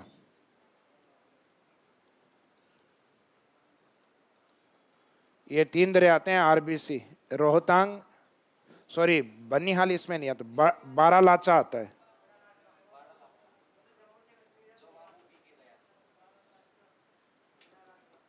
बारालाचा, सही नाम तो बारालाचा आता है, उसी को ही हम बोलते हैं बड़ा लाचा। ये बनिहाल, सॉरी बनिहाल दरा इसी में ही आता है आपके। बनिहाल दरा आता है जम्मू एंड कश्मीर, इसी से ही निकलती है जवार टनल। जवार टनल कौन से एरिया से जाती है? बनिहाल। अच्छा, वो जोजिला है, वो जोजिला अलग दरा है। जोजिला है लद्दाख और जम्मू एंड कश्मीर के जो बीच वाला जो पार्ट है उसको कौन सा दरा? जोजिला दरा जोड़ता है। जास्कर तो क्या हो गई? श्रेणी हो गई, और उसका दरा जोजिला हो गया, जबकि एक बनिहाल दरा। तो ये 2 फेमस दरे होते हैं, एक तो पीर पंजाल और एक बनिहाल। ये हिमाचल वाला है, ये बारालाचा है। रोहतांग, बारालाचा और शिवकेला।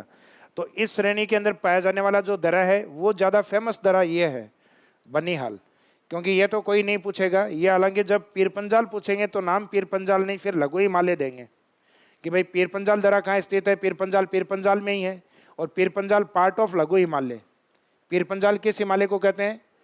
लघु हिमालय को ही कहते हैं, जम्मू एंड कश्मीर के अंदर। तो नेक्स्ट लाइन में लिखिएगा, पीर पंजाल श्रेणी में यानी लघु हिमालय में, पीर पंजाल श्रेणी में, पीर पंजाल श्रेणी में पीर पंजाल एवं बनिहाल दरा स्थित है। पीर पंजाल श्रेणी में पीर पंजाल एवं बनिहाल दरा स्थित है। इन दरों के इंपॉर्टेंस क्या है ये अलग से लेंगे अपन बाद में। पीर पंजाल एवं बनिहाल दरा स्थित है।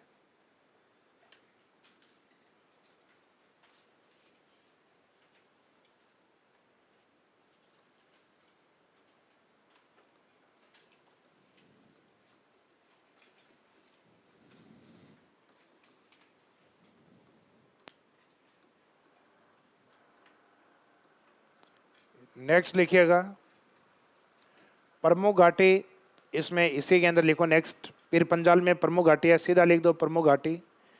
पीर पंजाल तो चल ही रहा है पॉइंट अपना। प्रमुख घाटी इसमें कौन सी है? कश्मीर घाटी।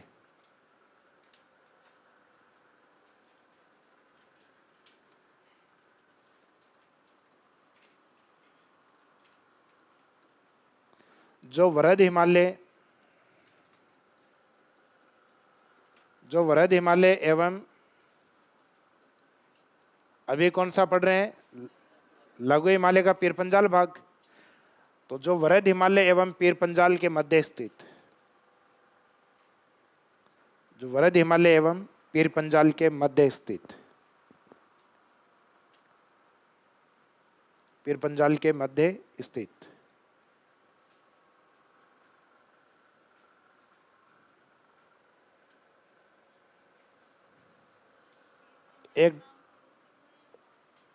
एक डायग्राम इसमें बना, शुरुआत से नहीं था, पीर बाबा की मजार के बाद में इसका नाम। एक ये डायग्राम बना देना जिसमें एक तरफ तो वरद हिमालय हो ऊपर की ओर, और इस साइड में लघु हिमालय। लघु हिमालय का जो पश्चिमी भाग है वो किस नाम से फेमस है? पीर पंजाल और पूर्व में नेपाल की ओर महाभारत।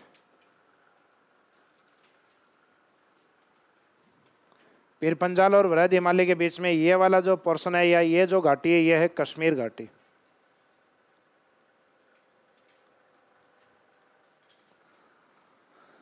जो जून जुलाई के अंदर जाओगे तो बिल्कुल जन्नत दिखाई देगा आपको। सर्दियों में तो जमी हुई रहती है बर्फ से।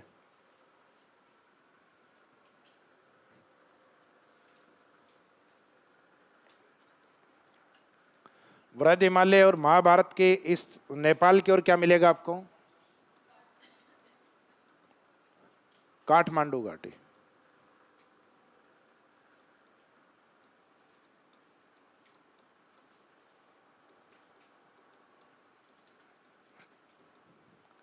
काठमांडू घाटी नेपाल। तो कश्मीर घाटी कहाँ स्थित है तो ये बताने की आवश्यकता नहीं, जम्मू कश्मीर में ही है, नाम से पता लग रहा है कश्मीर घाटी कश्मीर में।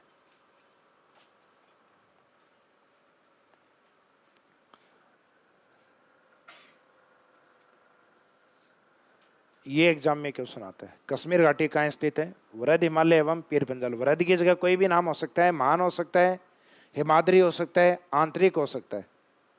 पीर पंजाल की जगह भी, पीर पंजाल की जगह दो ही नाम हो सकते हैं, या तो पीर पंजाल मिलेगा या फिर लघु हिमालय मिलेगा या फिर मध्य हिमालय मिलेगा। धौलाधर, नागटिबा, महाभारत ये नहीं मिलेंगे क्योंकि ये नाम इस साइड में नहीं है। यहाँ या तो पीर पंजाल होगा, या पीर पंजाल का मीनिंग क्या है? लघु हिमालय या मध्य हिमालय।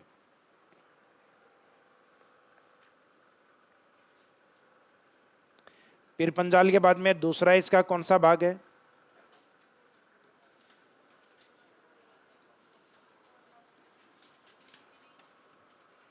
धौलाधर है, गिरी नहीं है।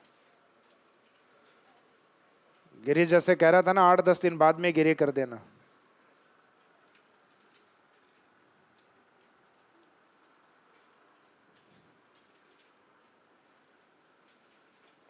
लघु हिमालय का हिमाचल में विस्तार।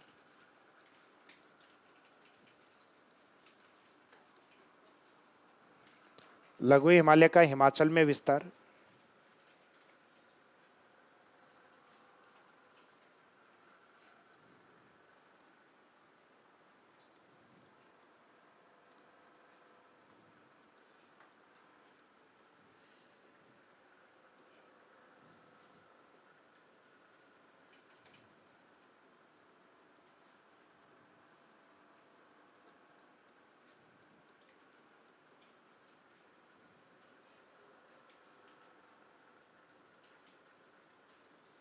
कुल्लू कांगड़ा घाटी।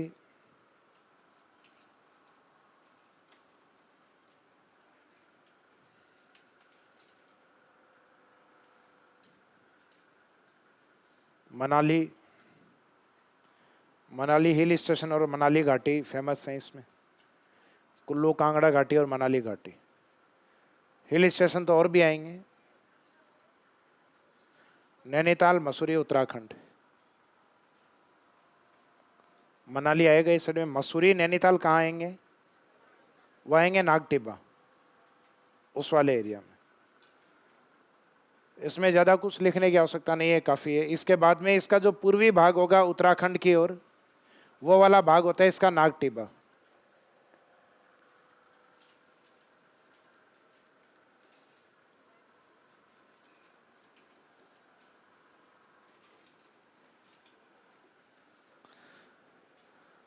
नागटिब्बा वाले पॉइंट के बारे में लिखा जाता है कि जो नागटिब्बा वाला जो पार्ट है, ये मैंने आपको एक डिस्प्यूट बताया था भारत और नेपाल के बीच में, याद है? काला पानी। ये नेपाल और उत्तराखंड के बॉर्डर पे है। तो ये काला पानी यानी जो शारदा नदी या जो काली नदी है, इस काली नदी के पश्चिम में विस्तृत जो भाग है लघु हिमालय का, वो है नागटिब्बा। और इस काला पानी, इसके पूर्व में नेपाल की ओर विस्तृत है, वो है महाभारत। यानी ये जो काली नदी है, या जिसको हम शारदा भी कहते हैं, तो काली या शारदा नदी के पश्चिम में स्थित लघु हिमालय को, या यूं कह दो धौलाधर हिमालय के पूर्व के विस्तार को उत्तराखंड में नागटिब्बा। लेकिन इंडिकेशन इस नदी के अकॉर्डिंग माना जाता है इसका। तो इसमें लिखिएगा उत्तराखंड में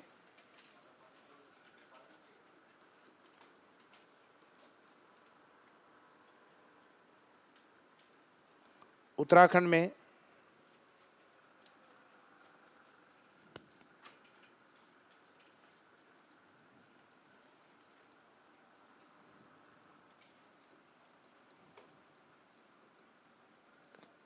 में काली नदी ब्रैकेट में लिख देना शारदा के पश्चिम में स्थित, उत्तराखंड में काली नदी ब्रैकेट में शारदा के पश्चिम में स्थित, लघु हिमालय, के पश्चिम में स्थित लघु हिमालय,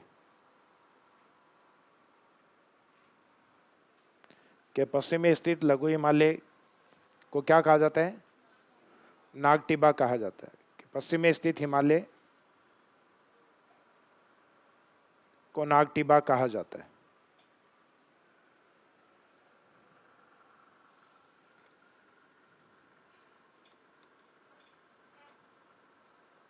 नेक्स्ट लाइन में लिखिएगा जहां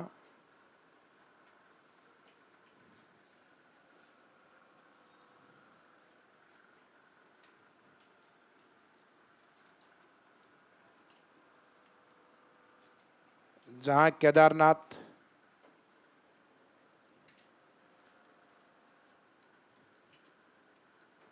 बद्रीनाथ, जहां केदारनाथ, बद्रीनाथ,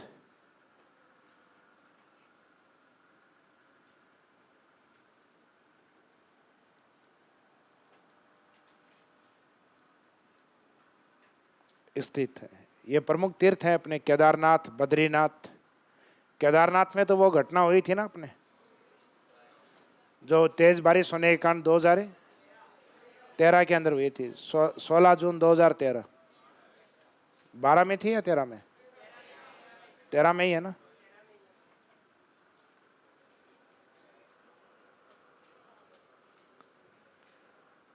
इसके बाद में नेक्स्ट लिखिएगा, अगला जो बचा है Mahabharat.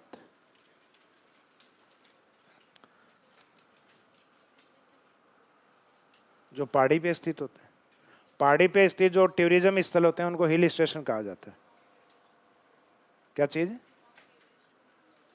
Mount Everest hill station है। कंडीशन है कि पहाड़ी पे स्थित वो नगरीय क्षेत्र जो पर्यटन के लिए प्रसिद्ध होते हैं वो हिल स्टेशन होते हैं। जैसे माउंट आबू पहाड़ी पे स्थित टूरिज्म के लिए फेमस है, वो हिल स्टेशन है।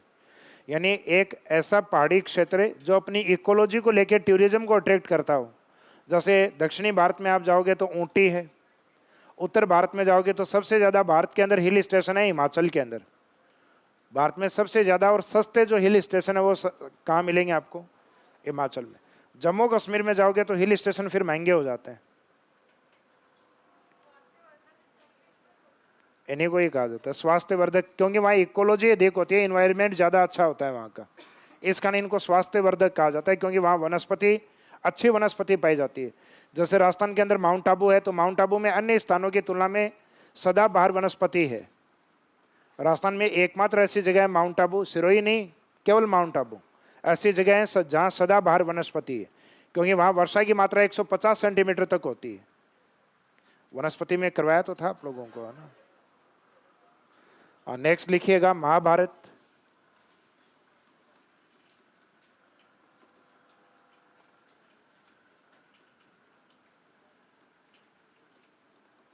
काली नदी के पूर्व में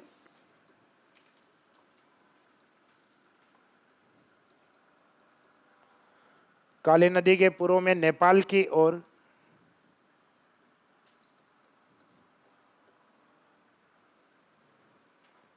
ओर यानी नेपाल की तरफ, नेपाल की ओर विस्तृत लघु हिमालय, नेपाल की ओर विस्तृत लघु हिमालय।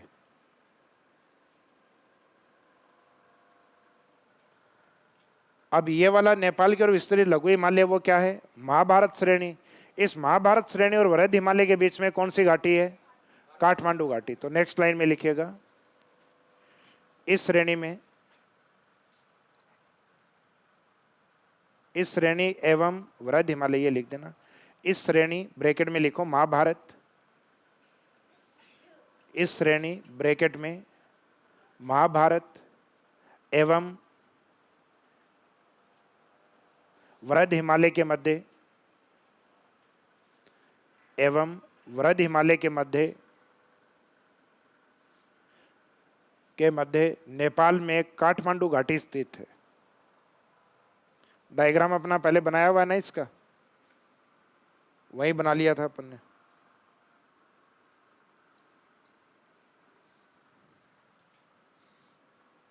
इस हिमालय यानी महाभारत श्रेणी एवं वृद्ध हिमालय के मध्य नेपाल में काठमांडू घाटी स्थित है। तो काठमांडू घाटी भी लघु हिमालय और वृद्ध हिमालय के बीच में है, लेकिन ये लघु हिमालय का कौन सा हिस्सा है? महाभारत श्रेणी। तो एक तो इन श्रेणियों के नाम याद रखिए।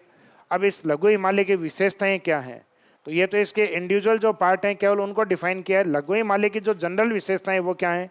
तो अगला हेडिंग इसके अंदर डालिए, एक लाइन का गैप छोड़ के, लघु हिमालय की विशेषताएं। लघु हिमालय की विशेषताएं।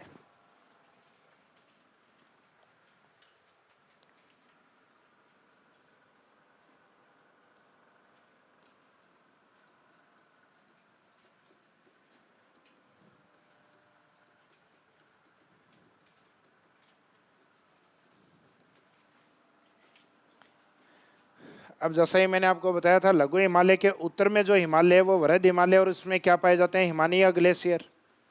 हिमानिया ग्लेशियर से नदियां जो आती हैं, वो नदियां इस क्षेत्र के अंदर जब आती हैं तो अत्यधिक अपर्दन करती हैं। उस अपर्दन के कारण चट्टानें ऊपर से नीचे की ओर गिरती हैं, जिसको अपन क्या कहते हैं? स्लाइडिंग। स्लाइडिंग को हिंदी में कहते हैं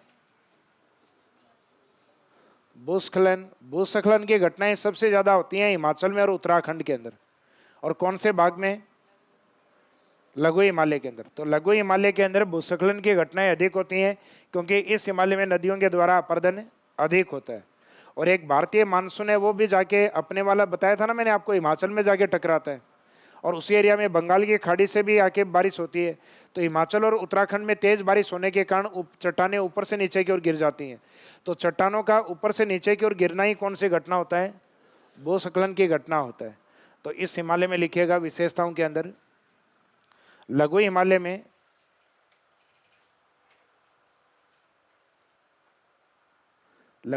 में अपर्दन अधिक होता है।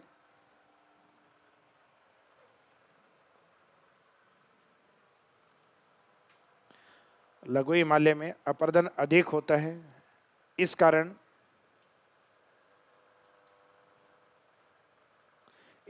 भूस्खलन की घटनाएं सर्वाधिक पाई जाती हैं।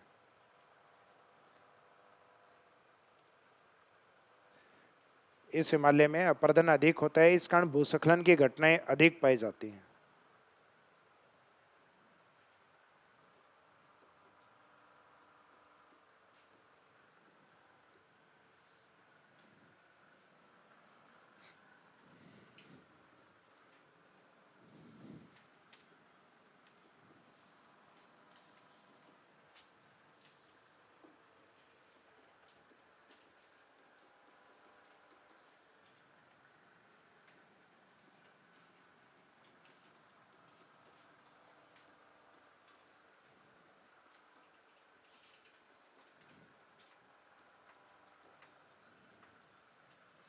भूस्खलन का मीनिंग क्या होता है? पर्वतीय भागों में चट्टानों का ऊपर से नीचे की ओर गिरना।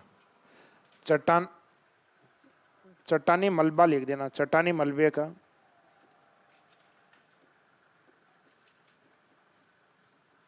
क्योंकि कचरे के रूप में आता है, मलबे के रूप में आता है।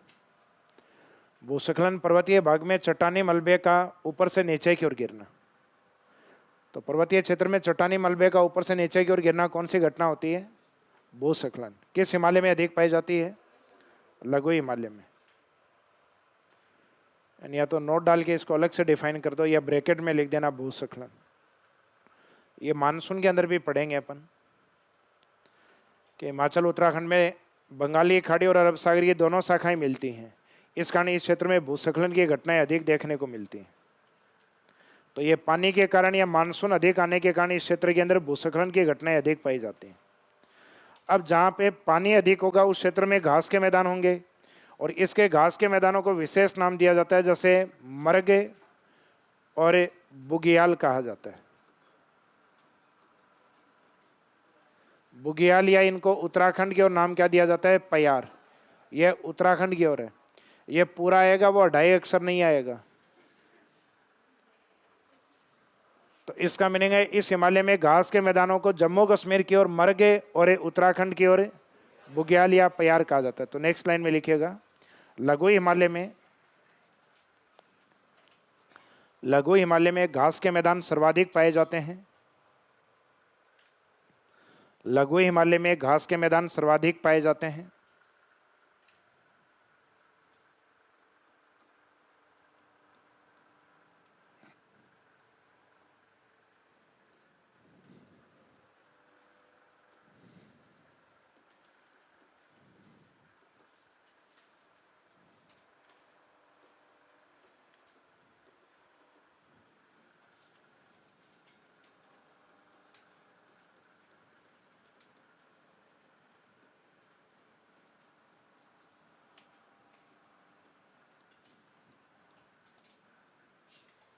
सर्वाधिक पाए जाते हैं, जिन्हें जम्मू में मरगे, उत्तराखंड में बुग्याल या प्यार।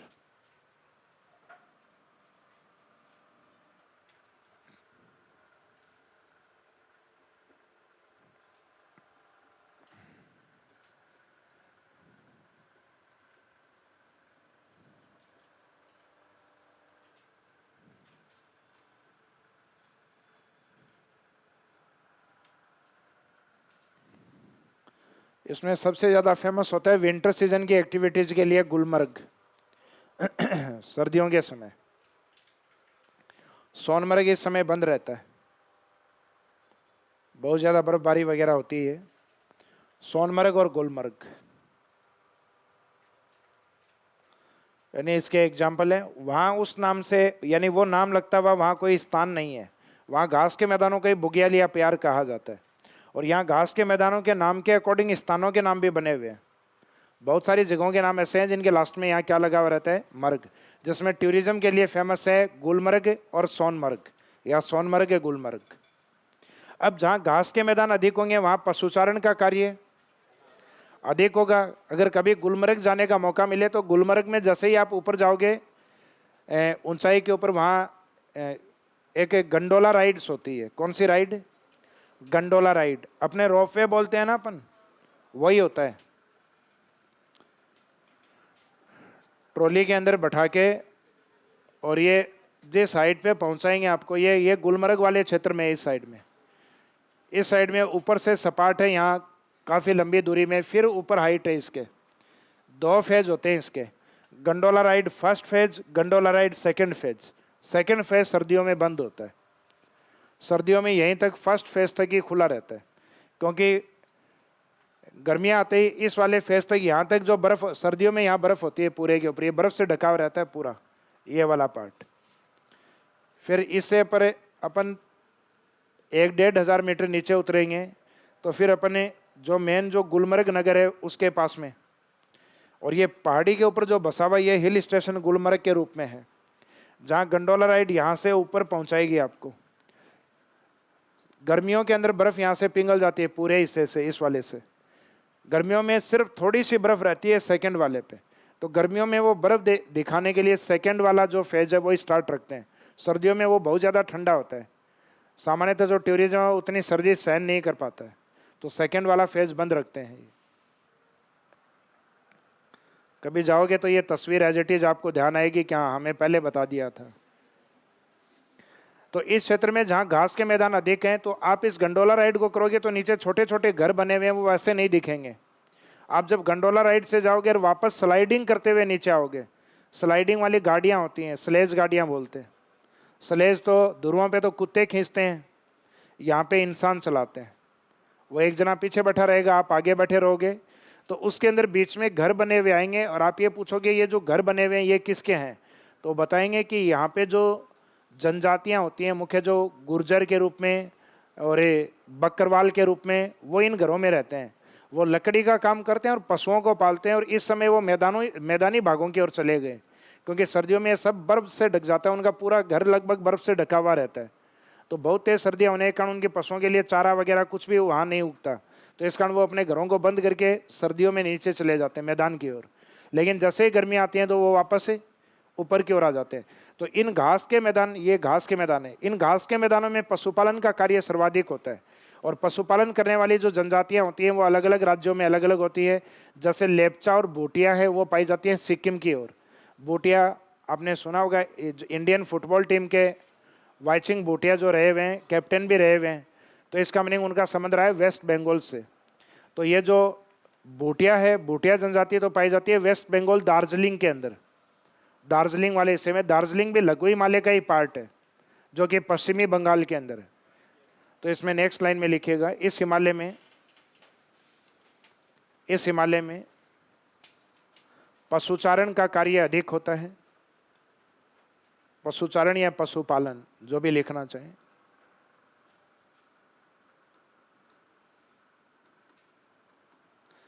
इस हिमालय में पशुचारण का कार्य अधिक होता है।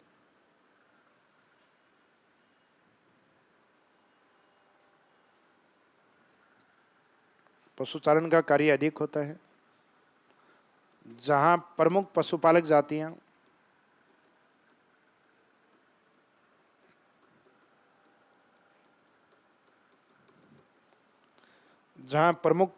जातियां आगे डैश कर देना, डैश करिए लिखो।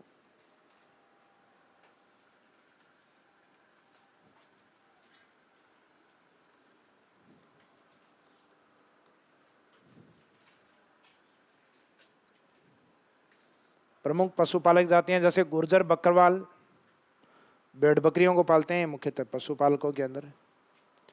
गुर्जर बकरवाल हैं जम्मू एंड कश्मीर में।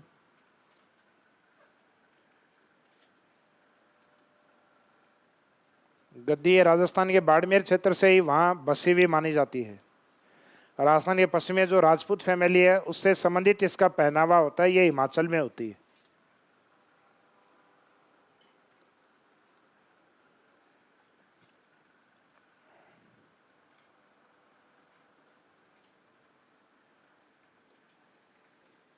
लेप्चा, लेप्चा में आधा पै भी लिखा जाता है, पूरा भी लिखा जाता है। लेप्चा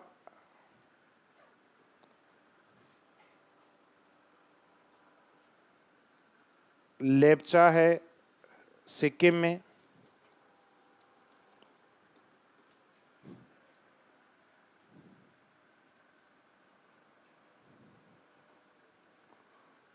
भूटिया है वेस्ट बंगाल, पश्चिमी बंगाल दार्जिलिंग में।